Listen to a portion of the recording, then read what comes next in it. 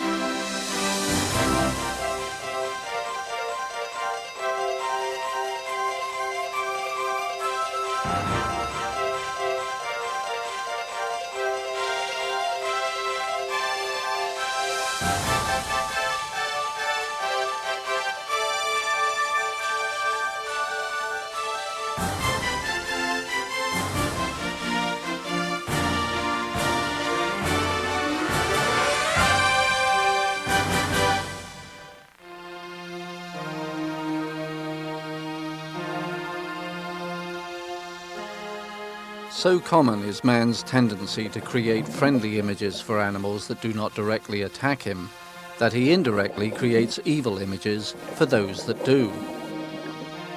Not only is this wrong, it is also very misleading, for beneath the waves, so-called attacks on man are almost always acts of defense, and man himself is almost always the intruder.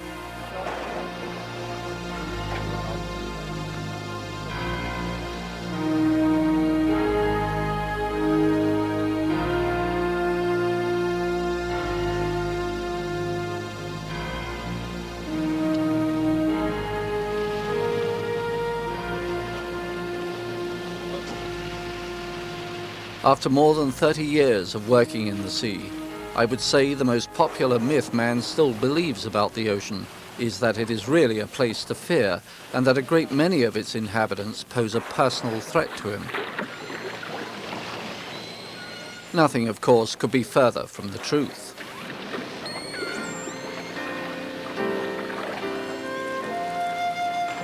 Beautiful animals like Orcinus orca were nicknamed killer whales a long time ago, when man was still just beginning to explore the mysteries of the sea. And its potential dangers, real or imagined, were foremost in his mind. Here, off the coast of Western Canada, the orca population is quite large. In the days ahead, I am hoping to demystify the bad reputation attached to the orca by entering their world and recording their reactions to my presence on film.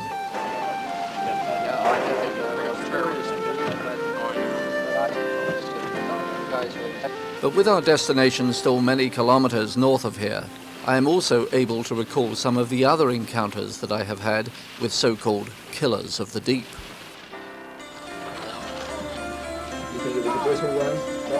The first such incident I recall is the terrible pain that was inflicted on my research assistant, Brenda Simpson.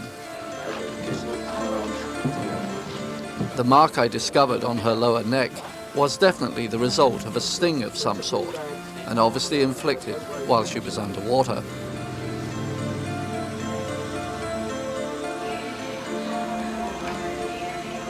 Hours later, with Brenda stabilized and resting in a local hospital, I learned that she had fallen victim to a small invertebrate known as a bristleworm.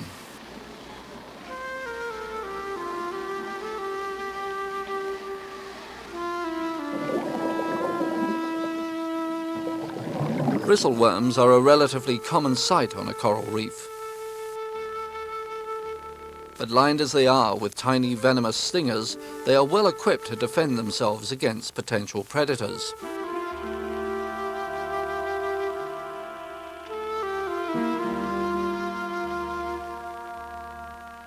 But to suggest that the bristleworm attacked Brenda is simply wrong, since the animal was almost certainly caught in her equipment or wetsuit and understandably reacted defensively. In fact, whether it is the tiny bristleworm or a shark, the few recorded incidents between man and the animals of the sea are almost always similar to this situation.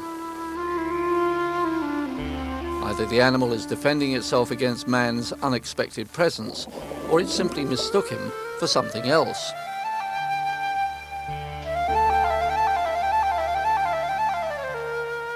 However innocent his intentions, man does not truly belong here. And from time to time, he may simply be receiving a painful lesson on how many of the sea's countless creatures are conditioned to respond to an intruder. One of the ocean's champions of survival is also the animal man fears the most. It seems that nothing ignites his dark imagination more than the shark.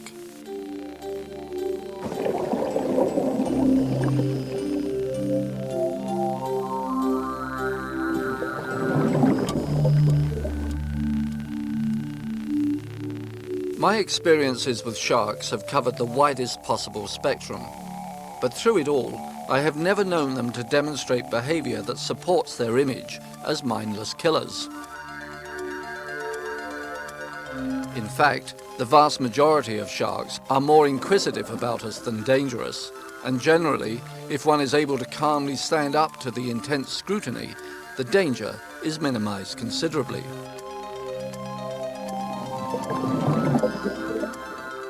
However, there is obviously a fine line to be drawn somewhere, and sometimes we have to call an end to the investigation.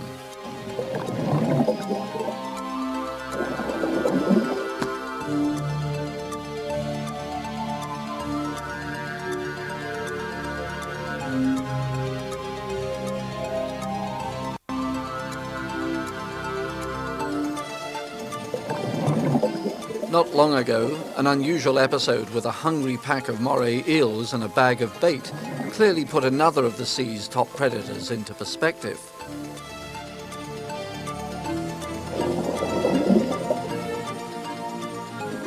Again, the animals were merely responding to our unexpected presence and naturally treated us as competition for the bait that we were carrying.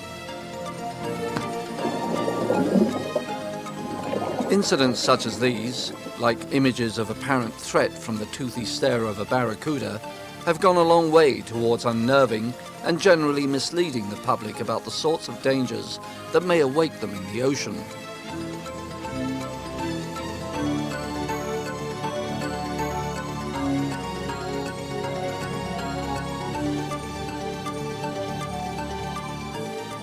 But if the truth be known, man's greatest fear beneath the waves should be born not from animals that bite, but rather those that sting.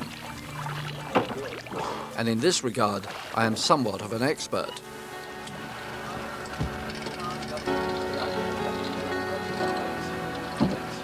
Some years ago, after putting my hand down on a small stingray that was hidden in the sand, a sharp shooting pain began and never let up.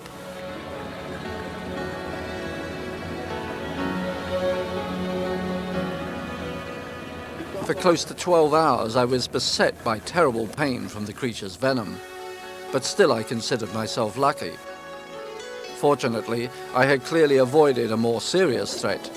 This type of stingray has been known to paralyze its victims.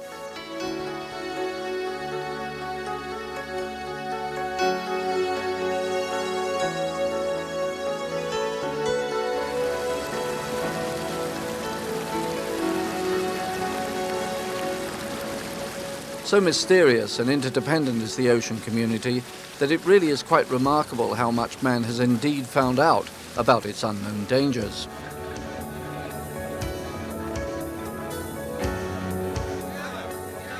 Unfortunately, he is still inclined to discover them more through painful accidents than by design.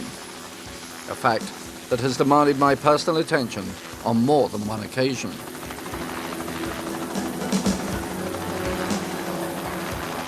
And Yet, over the years, such incidents actually help divers to form general rules of warning about the ocean world. One of these is the need to be cautious around animals that are lavish in design or colour.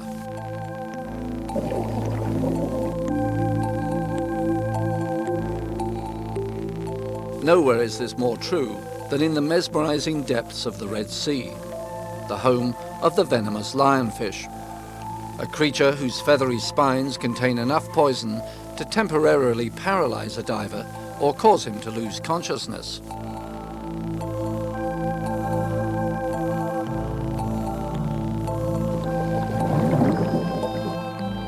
On a recent trip to this region, I was fascinated to observe how another expert predator, the octopus, was actually being used by a lionfish. Clearly, the lionfish hoped that its unsuspecting partner would soon be forcing small prey out from beneath a coral head. A telling reminder that stinging marine animals almost always use their armament for protection rather than predation.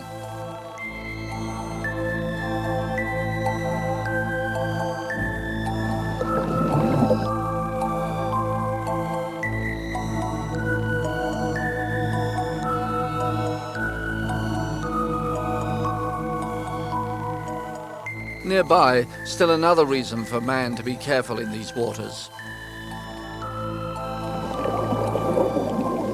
Stonefish are most deserving of their bad reputation, since this species carries the deadliest poison of any marine animal, lethal enough to kill a human being in a matter of minutes.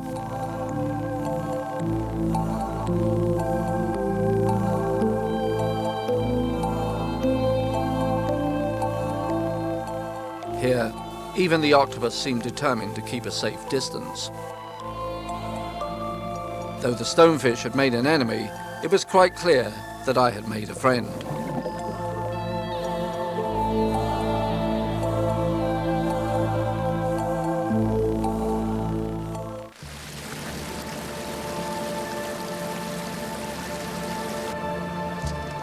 Of all the animals to have influenced man's historic fear of the sea, none has been more haunting than the octopus. In fact, it was not until quite recently that popular folklore had ocean travellers actually believing that they might suddenly be pulled to a watery death.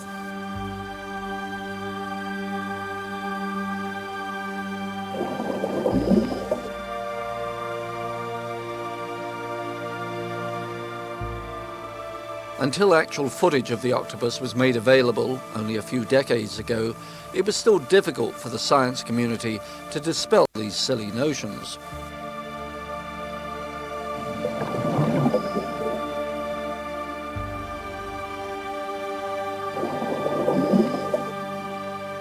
Today, however, wonderful scenes such as these only serve to reinforce the octopus's newfound reputation as one of the sea's most intelligent, inquisitive, and playful of creatures.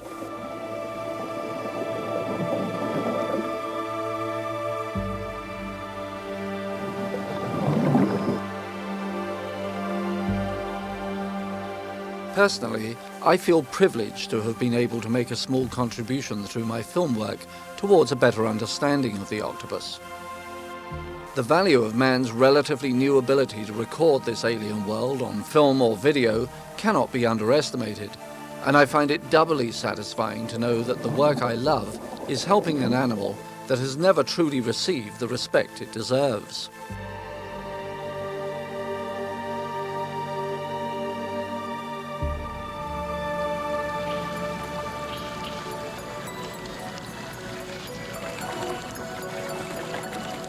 Another marine creature that falls into this category can be found in and around the many inland rivers of Belize.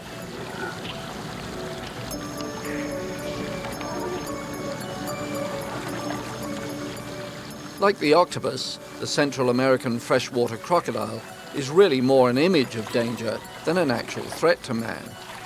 A fact I learned firsthand when we recently isolated a young male for tagging.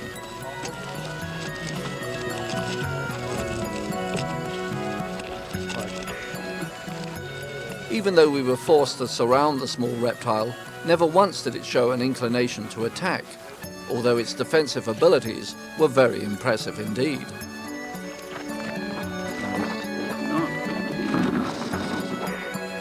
Roll it right down on his head and see if we can control him this way.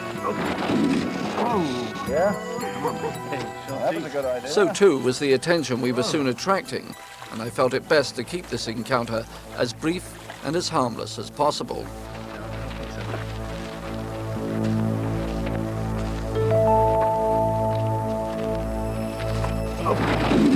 Oh! Yeah?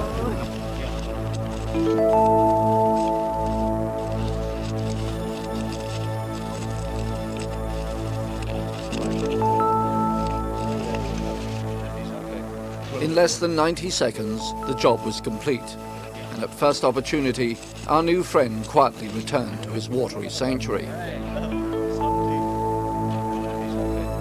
Watch him, watch him, watch him go. There he goes.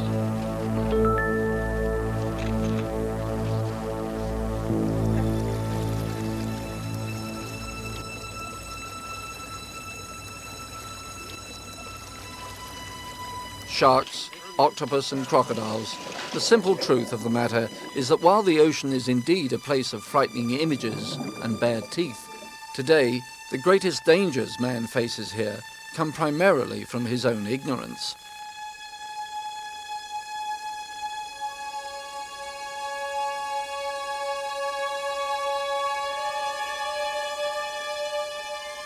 Nonetheless, the trunkfish can kill a man if eaten, because it often possesses cigatura, a deadly biotoxin that develops in its system mere hours after it feeds on noxious materials such as toxic algae.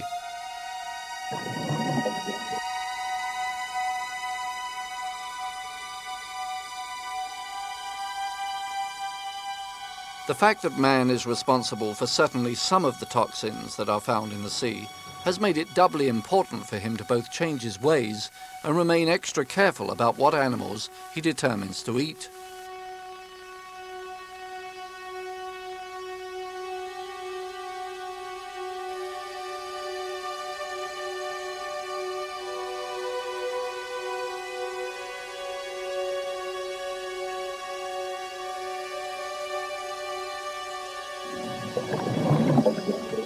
Our culinary devotion to crustaceans such as lobsters and crabs is a case in point.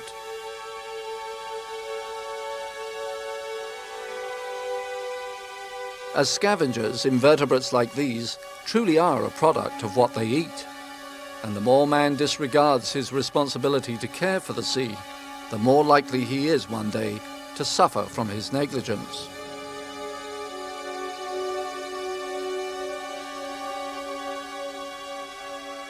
That we are all ultimately interdependent upon one another is one of the great virtues of nature's design.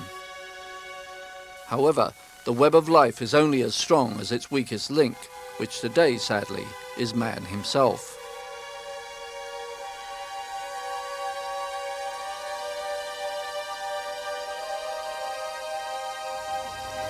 Fast reverse 10 times playbacks, play.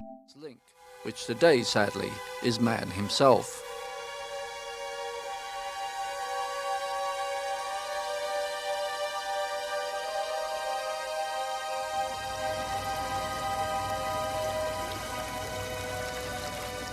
For man, potential danger wears many faces in the sea.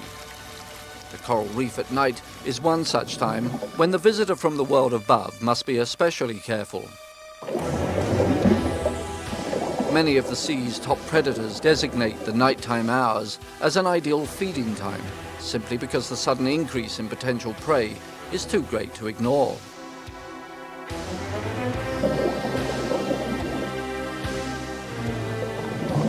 This is especially true of sharks.